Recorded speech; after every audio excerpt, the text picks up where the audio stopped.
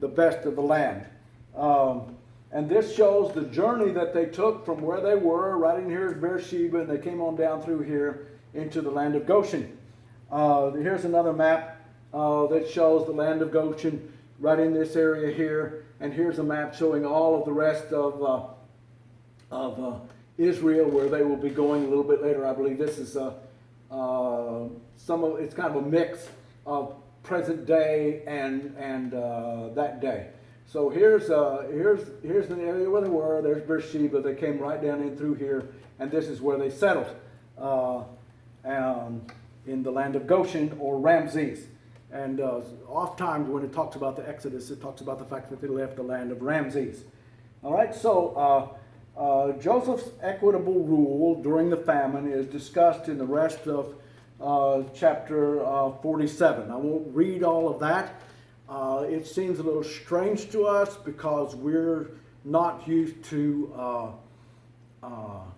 in the United States of America, where the government has as much control as they did at this time. But Joseph somewhat consolidates, as it were, Egypt at that time in order to be able to help them receive their food. So to be able to receive food, the people sold everything they had, including their land and even themselves. So that doesn't sound so good. That's not something we look forward to or would like to have happen.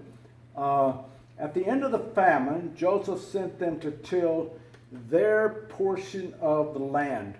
So Joseph provided a place for them, gave them their land for them to be able to till and to live, providing for themselves.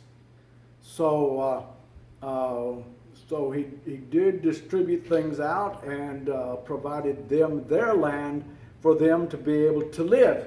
But he required 1/5, that's 20%, back to provide for the kingdom.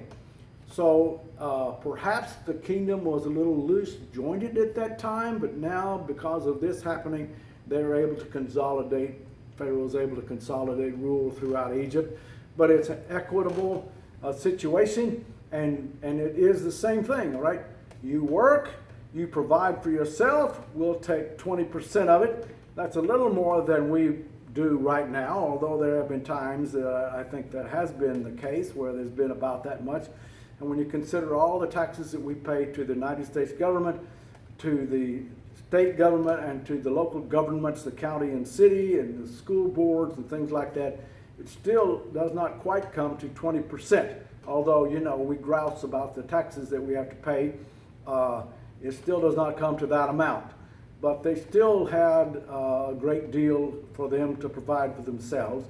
And we see that after they got back to, after the Israelites got into the promised land, that the amount that they were required to pay was not that much. All right? So, following the famine, they went back to the land, they farmed it, and they prospered. So they could keep the 80%. It was all theirs to do with what they wanted. However hard they worked, they got the 80% of that. However hard they didn't work, they still got 80% of that. However hard they worked, they gave 20% to the government. However hard they didn't work, they gave 20% to the government. So it was an equitable situation. Not the way we do things, but not everybody does things the way we do things. All right. So let's see here. I am sure that way back before Jacob tricked Esau from his birthright, Jacob had some sort of plan about how everything would work out. He worked the trick with his father Isaac. He planned and schemed even with Laban, then with his brother again, with the people in the land of Canaan. His plan seemed to go away when Joseph disappeared, and then comes the famine. All right? Jacob had his plans, God has his. All right? So here's how that looks sometimes.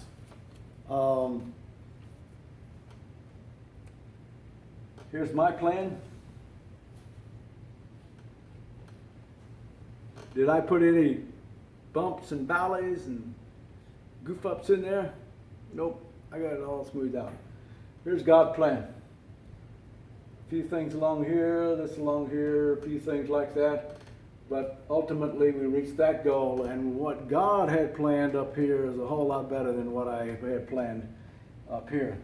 In James chapter 1, verses 2 through 4, we see, "My brethren, count it all joy when you fall into diverse temptations,